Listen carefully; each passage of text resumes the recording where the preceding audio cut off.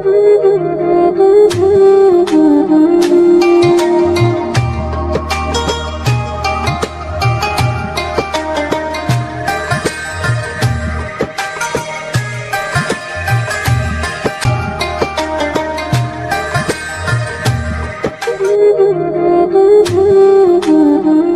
اللہ الرحمن الرحیم۔ السلام علیکم ناظرین، میں ہوں آپ کا ہوسٹ عرفان امان اللہ۔ آپ ہمارا پروگرام دیکھ رہے ہیں دین اور ایمان۔ ہمارے اس پروگرام کے مہمان ہیں مولانا محمد عثمان فیصل الہ آبادی صاحب۔ امید کرتا ہوں کہ آپ کا رمضان اچھا گزر رہا ہوگا۔ ناظرین، رمضان المبارک بہت تیزی سے گزر رہا ہے اور مسلمان زیادہ سے زیادہ اس سے فائدہ اٹھانے کے لیے کوششوں میں مگن ہیں۔ کورونا کے باوجود مسلمان عبادات میں مصروف ہیں۔ مسجدوں میں SOPs کا خیال رکھتے ہوئے عبادات کا سلسلہ بھی جاری ہے تاکہ مسلمان رمضان المبارک کا اس بابرکت مہینے میں زیادہ نیکیاں سمیٹ سکیں۔ ناظرین، رمضان کے اس بابرکت مہینے میں ہم کس طرح زیادہ سے زیادہ اپنے اللہ کو راضی کر سکتے ہیں، اس پر ہم اپنے محترم مہمان سے چند سوالات کرتے ہیں۔ جی السلام علیکم عثمان صاحب، آپ سے ہمارا پہلا سوال ہے، روزے کا مطلب اور روزے کی شرعی حیثیت قرآن و حدیث کی روشنی میں کیا ہے؟ جی نحمدہ و نصلی علی رسولہ الکریم، اما بعد۔ اللہ تعالیٰ کا بہت شکر ہے کہ اللہ تعالیٰ نے ہمیں رمضان کی یہ بابرکت گھڑیاں نصیب فرمائیں۔ یہ آپ نے سوال کیا ہے کہ روزہ کا مطلب کیا؟ روزہ کا اصل لغوی مطلب ہے کہ رک جانا۔ تو رمضان اللہ تعالیٰ نے ایک مومن کے لیے بہت بڑا قیمتی گراں قدر تحفہ انسان کو دیا ہے۔ فرمایا کہ یا ایھا الذین آمنوا کتب علیکم الصیام کما کتب علی الذین من قبلکم لعلکم تتقون، کہ ہم نے تم پہ روزے فرض کیے اور ایمان والوں پہ جیسا کہ پہلی امتوں پہ بھی فرض تھے۔ تو ہم اگر روزہ رکھیں گے تو ہمیں انعام کیا ملے گا؟ فرمایا کہ تم تقویٰ والے بن جاؤ گے۔ تقویٰ کس چیز کا نام ہے؟ ایک عام فہم اس کا ترجمہ یہ بھی ہے کہ جس انسان کو تقویٰ مل جائے وہ انسان دنیا کی زندگی میں گناہوں سے بچ جاتا ہے اور قیامت کے دن جہنم کی آگ سے بچ جائے گا۔ یہ تقویٰ اصل جو تقویٰ کا عام اور سادہ ترجمہ ہے۔ تو جب انسان کے اندر تقویٰ آ جاتا ہے نا تو پھر انسان ہر برائی سے رکتا ہے۔ اس کی بے شمار مثالیں ہیں، جیسا کہ وہ حضرت ابن عمر رضی اللہ تعالیٰ عنہ جنگل میں دیکھا کہ ایک چرواہا بکریاں چرا رہا ہے، اس سے بکری کا مطالبہ کیا، واقعہ لمبا ہے، تو اس نے کہا کہ میں نے روزہ رکھا ہوا ہے۔ تو حضرت ابن عمر نے فرمایا کہ آپ ایسا کریں، ایک بکری ہمیں دے دیں، اس کی قیمت ہم سے وصول کر لیں، ہم اس کو ذبح کریں گے، آپ کو کھانا بھی کھلائیں گے، آپ کو پیسے بھی دے دیں گے۔ تو اس نے کہا کہ یہ بکریاں میری نہیں ہیں، ان کا مالک کوئی اور ہے۔ تو حضرت عبداللہ ابن عمر رضی اللہ تعالیٰ عنہ نے فرمایا اس وقت مالک تو ہے نہیں، آپ مالک کو کہہ دینا کہ ایک بکری اس کو بھیڑیا اٹھا کے لے گیا ہے۔ تو اس نے بڑا قیمتی جملہ بولا، اس نے کہا اے ابن عمر، اگر ان بکریوں کا مالک نہیں دیکھ رہا این اللہ، تو پھر اللہ تعالیٰ کہاں ہے؟ تو جب ہمیں تقویٰ نصیب ہو جائے نا، پھر انسان کے دل میں ہمیشہ یہ بات رہتی ہے کہ میرا اللہ مجھے دیکھ رہا ہے۔ جب اللہ دیکھ رہا ہے پھر انسان گناہ کرنے سے رک جاتا ہے، شراب پینے سے رک جاتا ہے، جوا کھیلنے سے، سودی کاروبار کرنے سے، زنا کرنے سے، ان تمام برائیوں سے رک جاتا ہے۔ روزہ ہمیں یہ 12-14 گھنٹے ان چیزوں سے روکتا ہے جو اللہ تعالیٰ نے حلال کی ہیں، لیکن ہم کھانا پینا بند کر دیتے ہیں، کچھ کھاتے نہیں ہیں، حالانکہ یہ چیزیں حلال ہیں، اس لیے ہم نہیں کھاتے کہ روزے نے آ کے ہمیں روک دیا ہے۔ مقصد یہ ہے کہ ایک مہینہ اگر آپ کو روزہ نے حلال چیزوں سے روکا ہے، باقی 11 مہینے آپ حلال چیزیں کھائی جائیں اور حرام چیزوں سے رک جائیں۔ اللہ تعالیٰ ہمیں عمل کی توفیق عطا فرمائے۔ جی ماشاءاللہ، بہت ہی پیارے انداز میں گفتگو کر رہے تھے۔ میرا آپ سے اگلا سوال یہ ہے کہ رمضان کی برکتوں کو کس طرح سمیٹا جا سکتا ہے؟ تو ایک مومن اور مسلمان کو چاہیے کہ ماہ رمضان کی برکتوں کو سمیٹے، جیسا کہ سلف صالحین رحمہم اللہ ماہ رمضان کے بابرکت مہینہ میں اپنی تمام تر مصروفیات کو ختم کر کے سارا دن اذکار، قرآن پاک کی تلاوت اور نفل و نوافل قیام اللیل میں گزارا کرتے، اور اس کے ساتھ ساتھ ماہ رمضان میں صدقہ خیرات بھی کثرت سے کیا کرتے، چونکہ یہ نیکیوں کا موسم بہار ہے۔ جس طرح نیکیوں کی عام لوگ ہمارے سیزن ہوتے ہیں، جیسا کہ اتوار بازار ہے، جمعہ بازار ہے، لوگ تجارت کے بازار لگاتے ہیں، ایسے ہی یہ نیکیوں کا ایک سیزن ہے۔ نیکیوں کا ریٹ کئی گنا زیادہ بڑھا دیا جاتا ہے، تو اس لیے ایک مسلمان کو چاہیے کہ ماہ رمضان میں کثرت کے ساتھ قرآن پاک کی تلاوت، قیام اللیل، اذکار اور صدقہ خیرات کرے، تاکہ جو ہی ماہ رمضان ختم ہو اور اللہ تعالیٰ کی طرف سے یہ پیغام ملے کہ اے میرے بندے، تو نے ماہ رمضان کی قدر کرنے کا حق ادا کر دیا، ہم تجھ پہ اتنا راضی ہیں کہ آپ کے گناہوں کو معاف کر دیا گیا ہے اور آپ کے نام جنت کا ٹکٹ الاٹ کر دیا گیا ہے۔ اللہ تعالیٰ ہمیں کما حق ہو رمضان کی قدر کرنے کی توفیق عطا فرمائے۔ جی ماشاءاللہ، آپ نے رمضان المبارک کے حوالے سے بجا فرمایا ہے۔ جی میرا آپ سے اگلا سوال ہے، قرآن کو کیسے بہتر طریقے سے پڑھنا چاہیے تاکہ ہماری زندگی میں بہتری آ سکے؟ جی آپ نے بہت اچھا سوال کیا ہے کہ ہمارے معاشرے میں اس بات کا بحران ہے کہ ہم دین سے بہت زیادہ دور ہو چکے ہیں۔ انگلش اور دوسری تعلیم، اس پہ بہت زیادہ زور دیا جاتا ہے۔ ہمارے بچوں کو دیکھ لیں کہ ہم زیادہ سے زیادہ ان کو ناظرہ قرآن کی تعلیم دیتے ہیں، اس کے بعد ہم ان کو سکول، کالجز، یونیورسٹی میں بھیج دیتے ہیں، اور ہمارے معاشرے میں قرآن پاک کا ترجمہ نہ ہونے کے برابر ہے۔ تو اگر ہم چاہتے ہیں کہ ہماری زندگی میں انقلاب آ سکے، ہم ایک اچھے مسلمان بن سکیں، تو اپنے بچوں کو قرآن کریم کا ترجمہ پڑھانا چاہیے۔ ہمارے گھروں میں ترجمہ والے قرآن ہونا چاہیے، تاکہ ہم خود بھی، اہل خانہ، تمام مسلمان قرآن پاک کا اگر ترجمہ پڑھیں گے تو پھر قرآن ہم پہ اثر کرے گا۔ اور دوسری وجہ یہ ہے کہ ہم قرآن پاک کو دل لگا کے پورے یقین کے ساتھ نہیں پڑھتے، جیسا کہ قرآن حکیم میں اللہ تعالیٰ نے فرمایا وَإِذَا قُرِئَ الْقُرْآنُ فَاسْتَمِعُوا لَهُ وَأَنصِتُوا لَعَلَّكُمْ تُرْحَمُونَ۔ قرآن کریم کی تلاوت پر سوچ طریقے سے اور قرآن پاک میں مگن ہو کے کرنی چاہیے، پھر قرآن کی رحمتیں، برکتیں نصیب ہوتی ہیں۔ ہمارے گھروں میں تلاوت چل رہی ہوتی ہے قرآن کریم کی، لیکن ہم اپنے معاملات میں مصروف ہوتے ہیں۔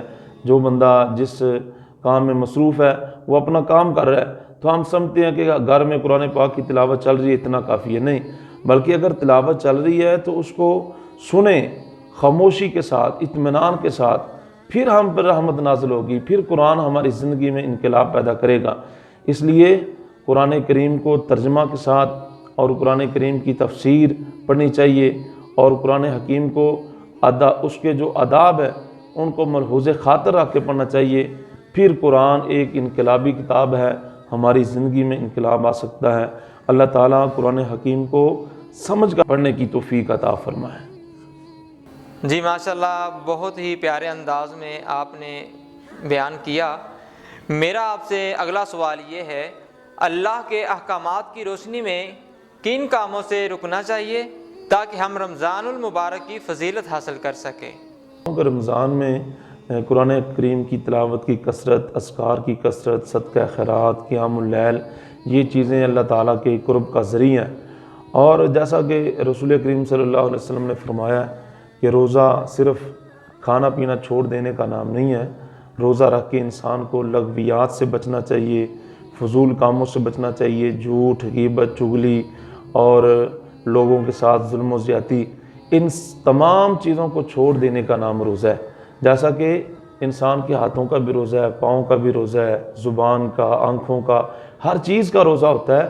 تو اس لیے رسول کریم نے فرمایا مَن لَّمْ يَدَعْ قَوْلَ الزُّورِ وَالْعَمَلَ بِهِ فَلَيْسَ لِلَّهِ حَاجَةٌ أَن يَدَعَ طَعَامَهُ وَشَرَابَهُ، کہ جو آدمی روزہ رکھ کے فضولیات نہیں چھوڑتا، لغو باتیں نہیں چھوڑتا، جھوٹ غیبت چغلی نہیں چھوڑتا اور ظلم و زیادتی نہیں چھوڑتا، تو ایسے انسان کے روزے کا فائدہ نہیں ہے۔ اللہ تعالیٰ کو اس کے کھانا چھوڑنے اور پانی چھوڑنے کی کوئی ضرورت نہیں ہے۔ اس لیے روزہ رکھ کے ہمیں تمام جو ناجائز امور ہیں ان کو بھی ترک کرنا ہوگا، پھر ہم روزہ کی پوری فضیلت حاصل کر سکیں گے۔ جی ماشاءاللہ، رمضان المبارک کی فضیلت حاصل کرنے کے لیے آپ کی گفتگو پر اثر تھی۔ تو میرا آپ سے اگلا سوال یہ ہے، رمضان المبارک میں شیطان کو باندھ دیا جاتا ہے، مگر ہم دیکھتے ہیں کہ برائی ویسے ہی پھیلتی جا رہی ہے، اس کی کیا وجہ ہے؟ یہ آپ نے بہت اچھا سوال کیا ہے کہ رمضان میں شیطان تو جکڑ دیے جاتے ہیں، سرکش شیطان، یہ نبی کریم کی حدیث ہے، اور جنت کے دروازے کھول دیے جاتے ہیں، جہنم کے بند ہو جاتے ہیں، سرکش شیطان باندھ دیے جاتے ہیں۔ تو اصل میں اس کی وجہ یہ ہے کہ سارا سال ہمارے گناہ کر کے، اللہ تعالیٰ کی نافرمانیاں کر کے ہمارے دل اس قدر زنگ آلود ہو چکے ہوتے ہیں، شیطان کے کباڑ خانے بن چکے ہوتے ہیں کہ ہم پہ پھر یہ رمضان ابھی ایک چند دن ہوتے ہیں، ایام معدودات، گنتی کے چند دن ہیں، تو وہ آتا ہے، لیکن ہماری جو پورے 11 مہینے اللہ تعالیٰ سے دوری اور شیطان کے ساتھ جو دوستی رہی ہوتی ہے اس کا اثر ختم نہیں ہوتا۔ ہمارے جو دل ہیں وہ شیطان کے کباڑ خانے بن چکے ہیں، ان پہ اتنا زنگ آ چکا ہوتا ہے کہ وہ زنگ اترنے میں کچھ وقت لگتا ہے، اور پھر ہم خود بھی کوشش نہیں کرتے۔ اب ایک بندہ رمضان سے پہلے بھی نماز نہیں پڑھتا تھا، اب بھی وہ اس طریقے سے نماز نہیں پڑھ رہا، تو اس پہ کیا اثر رمضان کرے گا؟ شیطان تو جکڑے جا چکے ہیں، لیکن کئی انسان وہ شیطان کی صورت میں شیطان کے چیلے ہیں، اور شیطان کے وہ مطلب ہے نوکری شیطان کی کرتے ہیں۔ جیسا کہ شیطان تو باندھ دیا گیا ہے، لیکن ان پہ اتنا شیطان کا غلبہ ہوتا ہے کہ وہ غلبہ ختم ہوتے ہوتے رمضان ختم ہو جاتا ہے، ان سے شیطان کا اثر ختم نہیں ہوتا۔ تو اس لیے ایسے لوگوں کے لیے پیغام ہے کہ وہ قرآن حکیم کی کثرت سے تلاوت کریں اور نماز کی پابندی کریں، اور نماز کا ترجمہ یاد کر کے ترجمہ کے ساتھ نماز پڑھیں، تو ہمارے دلوں سے زنگ بڑی جلدی اتر سکتا ہے۔ ویسے بھی نبی کریم نے فرمایا ہے کہ قرآن حکیم کی تلاوت سے دلوں کا زنگ اتر جاتا ہے۔ جی، آپ نے بالکل بجا فرمایا کہ شیطان تو قید ہو جاتا ہے، لیکن جو اس کے چیلے ہیں وہ برائی پھیلانے میں اپنا کردار ادا کرتے ہیں۔ جی عثمان صاحب، میرا اگلا سوال آپ سے یہ ہے کہ معاشرے میں برائی کی روک تھام کے لیے مسلمان کا کردار کیسا ہونا چاہیے تاکہ معاشرے میں بہتری آ سکے اور ہر مسلمان اپنی زندگی پرسکون طریقے سے گزار سکے؟ اس میں سب سے پہلے یہ ہے کہ ایک مسلمان کو پہلے تو خود اپنا کردار ٹھیک کرنا چاہیے۔ جیسا کہ نبی کریم صلی اللہ علیہ وسلم نے جب نبوت کا اعلان کیا تو سب سے پہلے آپ نے اپنی زندگی پیش کی کہ میں نے آپ میں 40 سال گزارے ہیں، تو آپ بتائیں کہ مجھ کو سچا پایا یا جھوٹا پایا؟ تو وہ کفار مکہ سب نے بیک زبان کہا تھا کہ اللہ کے اے محمد صلی اللہ علیہ وسلم، ہم نے آپ کو ہمیشہ صادق اور امین پایا۔ تو ایک مسلمان کو پہلے اپنی ذات پہ اسلام نافذ کرنا چاہیے۔ اگر ایک بندہ خود ایک گناہ کر رہا ہے اور دوسرے بندے کو روک رہا ہے اس گناہ سے، تو اس پہ کیا اثر ہوگا؟ وہ کیسے روک سکتا ہے اس کو گناہ سے؟ تو انسان کا جو نفس ہے وہ خود انسان کو ملامت کرتا ہے، بھئی آپ یہ گناہ کر رہے ہیں اور دوسروں کو روک رہے ہیں۔ اس لیے پہلے انسان کو اپنی ذات پہ اسلام نافذ کرنا چاہیے، اور پھر اس کا دوسروں کو نیکی کا حکم دینا چاہیے، برائی سے روکنا چاہیے۔ جیسا کہ نبی کریم صلی اللہ علیہ وسلم نے فرمایا کہ ایک مومن اسے چاہیے کہ جہاں پہ برائی دیکھتا ہے تو اس کے ایمان کا یہ تقاضا ہے اس برائی کو روکے۔ سب سے پہلے اس کو ہاتھ سے روکے، یعنی کہ اگر اتنی اس میں طاقت ہے، اتنا مضبوط ایمان ہے تو اس کو ہاتھ سے روکے۔ اگر ہاتھ سے نہیں روک سکتا تو کم از کم زبان سے روکے۔ اگر زبان سے روکنے کی بھی طاقت نہیں رکھتا تو پھر اس کو دل سے برا جانے، ذالک اضعف الایمان، یہ کمزور ایمان کی نشانی ہے۔ لہٰذا ہمیں سب سے پہلے اپنی ذات پہ، اپنے اہل خانہ پہ اسلام نافذ کرنا چاہیے، اور پھر اس کی تبلیغ اور اس کی ترویج کے لیے باہر لوگوں کو حکم دینا چاہیے۔ جی محترم، میرا آپ سے اگلا سوال یہ ہے کہ رمضان المبارک میں جو گداگر جو مجبور کرتے ہیں، ان کے ساتھ کیسا سلوک کرنا چاہیے؟ دیکھیں، صدقہ کرنا ایک بہت بڑا عمل ہے، اور رسول کریم صلی اللہ علیہ وسلم رمضان کے مہینہ میں بہت زیادہ سخاوت کرتے تھے، آپ تیز آندھی کی طرح سخاوت کرتے تھے۔ اور یہ بھی آتا ہے حدیث پاک میں کہ رسول اللہ صلی اللہ علیہ وسلم سے کوئی بندہ سوال کرتا تو آپ اس کو ضرور دیتے، اللہ کے نام پہ جو سوال کرتا، حتیٰ کہ آپ کے پاس اگر نہ بھی ہوتا تو آپ کسی سے قرض لے کے بھی اس کو دے دیتے تاکہ سوالی آپ کے در سے خالی نہ جائے۔ تو جہاں تک یہ بات ہے تو صدقہ خیرات کرنا چاہیے، اللہ تعالیٰ کے نام پہ جو مانگے اس کو دینا چاہیے، جیسے کہ رسول اللہ صلی اللہ علیہ وسلم نے فرمایا الصدقۃ رد البلاء، صدقہ کرنے سے آزمائشیں ختم ہو جاتی ہیں، داؤ مرضاکم بالصدقہ، صدقہ کرنے سے بیماریوں سے نجات ملتی ہے، صدقہ کرنے سے انسان کو قبر کے عذاب سے محفوظ کر لیا جاتا ہے۔ تو جہاں تک صدقہ کی فضیلت ہے وہ تو بہت زیادہ ہے، لیکن یہ جو بات کہ جو گداگر پیچھے پڑ جاتے ہیں اور ڈٹائی سے کہتے ہیں کہ ہم نے لے کے ہی جانا ہے، یہ کوئی طرز عمل اچھا نہیں ہے۔ رسول اللہ صلی اللہ علیہ وسلم نے ایک دفعہ صدقے کا مال تقسیم کیا تو حضرت فاروق اعظم رضی اللہ تعالیٰ عنہ نے فرمایا کہ اللہ کے پیغمبر، ان لوگوں سے زیادہ تو حقدار فلاں لوگ ہیں صدقہ کے۔ تو آپ نے فرمایا کہ عمر، مجھے اندیشہ تھا کہ یہ لوگ دو معاملات میں ضرور ڈالیں گے، اگر میں ان کو نہ دوں تو یہ مجھے بخیل سمجھیں گے، اگر میں ان کو دینے میں تاخیر کروں تو مجھے ڈر ہے کہ یہ بے حیائی اور ڈٹائی کے کلمات نہ بولنے لگ جائیں۔ لیکن آپ نے اس چیز کو مکروہ جانا ہے، ناپسند کیا کہ اس طرح ڈٹائی کے ساتھ کوئی آپ سے سوال کرے، مانگے۔ تو لیکن بہر کیف جس طریقے سے بھی کوئی مانگے تو حکم یہی ہے کہ اس کو دینا چاہیے۔ رسول اللہ صلی اللہ علیہ وسلم کی سیرت طیبہ بھی یہی ہے، جس نے جیسے بھی مانگا ہے آپ نے اس کو ضرور دیا ہے، لیکن مانگنے والا اللہ کے نام پہ مانگ رہا ہو۔ جی ناظرین، آپ نے ہمارے معزز مہمان کی گفتگو سنی، رمضان المبارک کی فضیلت کو کیسے سمیٹا جا سکتا ہے۔ آئیے ہم چلتے ہیں نعت رسول مقبول کی طرف۔ محترم جناب عبد الرحمن مدنی صاحب۔ بخشش کا میری دوست تو سامان ہو گیا، جب سے در نبی کا میں مہمان ہو گیا، جب سے در نبی کا میں مہمان ہو گیا،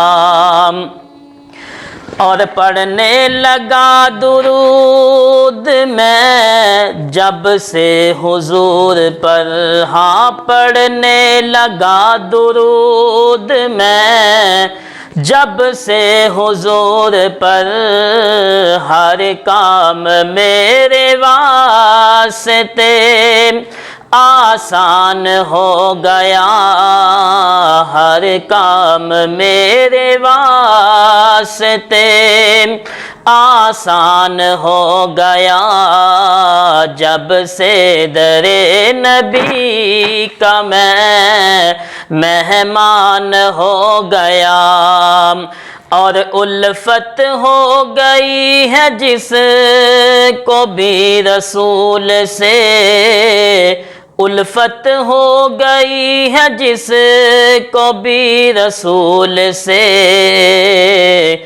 کوئی بنا بلال کوئی سلمان ہو گیا، کوئی بنا بلال کوئی سلمان ہو گیا، جب سے در نبی کا میں مہمان ہو گیا، جب سے در نبی کا میں مہمان ہو گیا، بخشش کا میری دوست تو سامان ہو گیا۔